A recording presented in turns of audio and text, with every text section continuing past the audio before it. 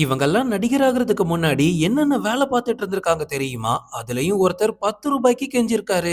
லிஸ்ட்ல நம்ம ஃபர்ஸ்ட் பார்க்க போறது விஜய் சேதுபதி. விஜய் சேதுபதியோட வாழ்க்கை ரொம்ப ரொம்ப சுவாரஸ்யமானது. இன்னைக்கு இவரை இந்தியா முழுக்க தெரியும். ஆனா ஒரு காலத்துல சினிமாக்கு வரதுக்கு முன்னாடி துபாயில ஒரு அக்கவுண்டண்டா வேலை பார்த்திருக்காரு. அப்போ அவருக்கு சம்பளம் 33,000. அதுக்கப்புறமா நம்ம இந்தியாவுக்கு வந்து ஒரு சில சின்ன சின்ன வேலைகளை பார்த்திருக்காரு. எக்ஸாம்பிளுக்கு சொல்லணும் அப்படின்னா நோட்டீஸ் கொடுக்கிற வேலை கூட இவர் பார்த்திருக்காரு. நிறைய கஷ்டப்பட்டதா விஜய் சேதுபதி அவரோட இன்டர்வியூலயே சொல்லியிருக்காரு.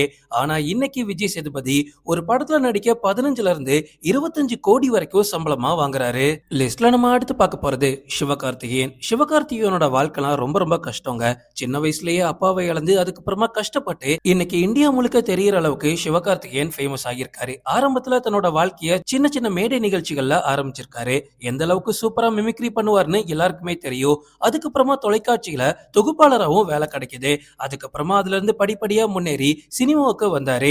அந்த காலத்துல அவரோட சம்பளம்லாம் ரொம்ப ரொம்ப குறைவு. ரீசெண்டா கொடுத்த இன்டர்வியூல கூட விஜய் டிவில வேலை பார்க்கும்போது 8,000ல இருந்து 10,000 தான் சம்பளமா வாங்கினதா சொல்லியிருந்தாரு. ஆனா இன்னைக்கு சிவகார்த்திகேயன் ஒரு படத்துக்கு 35ல இருந்து 50 கோடி வரைக்கும் சம்பளமா வாங்குறாரு. பட் இது எல்லாத்தையும் விட முக்கியமான விஷயம் என்ன அப்படின்னா டெலிவிஷன்ல இருந்து சினிமாக்கு வந்தாலும் மிகப்பெரிய ஹீரோவா மாற முடியும் அப்படின்னு எல்லாருக்கும் எடுத்துக்காட்டா இருக்காரு. லிஸ்ட்ல நம்ம அடுத்து பார்க்க போறது வடிவேல். வடிவேல் மட்டும் நம்ம தமிழ் சினிமாக்கு வரல அப்படின்னா நம்ம தமிழ்நாட்டுல இன்னைக்கு இந்த அளவுக்கு மீம்ஸ் கல்ச்சர் வளர்ந்திருக்குமா அப்படின்னா ஒரு கேள்விக்குறிதான். சினிமாக்கு வரதுக்கு முன்னாடி வடிவேல் மதுரையில அவரோட அப்பாவோட கண்ணாடி கடையில கண்ணாடியை வெட்டுறது, கண்ணாடியை ஃப்ரேம் பண்ற மாதிரியான வேலைகளை பார்த்திருக்காரு.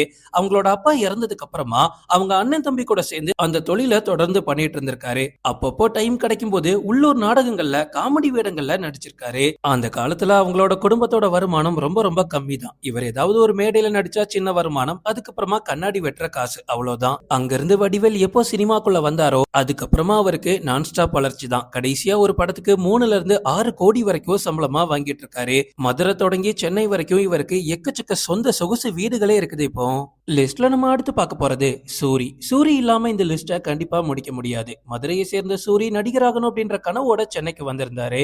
ஆனா ஆரம்பத்துல அவருக்கு சரியா வாய்ப்பு கிடைக்கல. இப்ப கூட நீங்க பார்த்தா தெரியும், பழைய படங்கள்ல அங்கங்க பின்னாடி பின்னாடி நிப்பாரு. ஆனா ஒரு காலத்துல இவர் பார்க்காத வேலையே கிடையாது.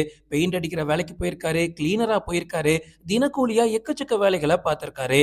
ரீசெண்டா கொடுத்த இன்டர்வியூல கூட தினக்கூலியா வேலை பார்க்கும் போது ஒரு நாளைக்கு ₹20 தான் சம்பளம் கொடுப்பாங்க அப்படின்னு கூட சொல்லியிருக்காரு. டீ குடிக்கலான்னு டீ கடைக்கு போகும்போது அங்க இருக்கக்கூடிய பண்ணை வாங்க கூட அவருக்கு காசு இல்லாத நிலைமை ஏற்பட்டிருக்கு. அப்படிப்பட்ட அவர் தான் ஜூனியர் ஆர்டிஸ்டா படிப்படியா வளர்ந்து 2009ல வெண்ணிலா கபடி குழு படத்தின் மூலமா பரோட்டா சூர்யா எல்லாருக்கும் அறிமுகமாகிறாரு. காமெடி நடிகரா இருக்கும்போது ஒரு படத்துக்கு 1ல இருந்து 3 கோடி வரைக்கும் சம்பளம் வாங்கி தன்னோட மொத்த குடும்பத்தையும் செட்டில் பண்ணாரு. இப்போ மதுரையில அம்மன் மெஸ் அப்படின்னு ஒரு மிகப்பெரிய ஹோட்டல் தொடங்கி மொத்த குடும்பமும் வாழ்றதுக்கான மிகப்பெரிய சொகுசு வீடையும் கட்டினாரு நடிகர் சூரி. ஆனா இப்ப அவரை காமெடியன்னு சத்தியமா சொல்ல முடியாதுல்ல. ஏன்னா இப்போ சூரி தமிழ் சினிமாவோட முன்னணி ஹீரோ. ஒரு படத்துக்கு 5ல இருந்து 10 கோடி வரைக்கும் சம்பளம் வாங்குறாரு. லிஸ்ட்ல நம்ம அடுத்து பார்க்க போறது விக்ரம். விக்ரம் இன்னைக்கு இந்தியாவே கொண்டாடக்கூடிய ஒரு நடிகர். ஆனா ஆரம்ப காலத்துல அவர் காலேஜ் படிக்கும் போதே ரொம்ப ரொம்ப ஸ்ட்ரகிள் பண்ணிருக்காரு. பினான்சியலா ரொம்ப ரொம்ப கஷ்டப்பட்டதாகவும் அவரே இன்டர்வியூல சொல்லியிருக்காரு. அதுக்கப்புறமா தான் மாடல் ஆகணும் அப்படின்ற ஆசை வந்திருக்கு. மாடலா இருக்கும்போது கூட அவர் பெருசா சம்பாதிக்கல. அதுக்கப்புறமா சம்பாதிக்கணும் அப்படின்ற ஆசையில தான் டப்பிங் ஆர்டிஸ்டா மாறுறாரு. நம்ம பழைய தமிழ் ஹீரோக்களுக்கு நிறைய படத்துல விக்ரம் பின்னணி குரலும் கொடுத்திருக்காரு. அதன் மூலமா தான் அவருக்கு படம் நடிக்கக்கூடிய வாய்ப்பும் கிடைச்சிச்சு. அவர் நடிச்ச சேது படம் அவருக்கு ஒரு நல்ல பெயரை வாங்கி கொடுத்துச்சு. ஒரு திருப்பு முனையாவும் அமைஞ்சிச்சு. அதுக்கப்புறமா நான் ஸ்டாப் வளர்ச்சி தான். இப்ப விக்ரம் ஒரு படத்துக்கு 25ல இருந்து 30 கோடி வரைக்கும் சம்பளம் வாங்குறாரு.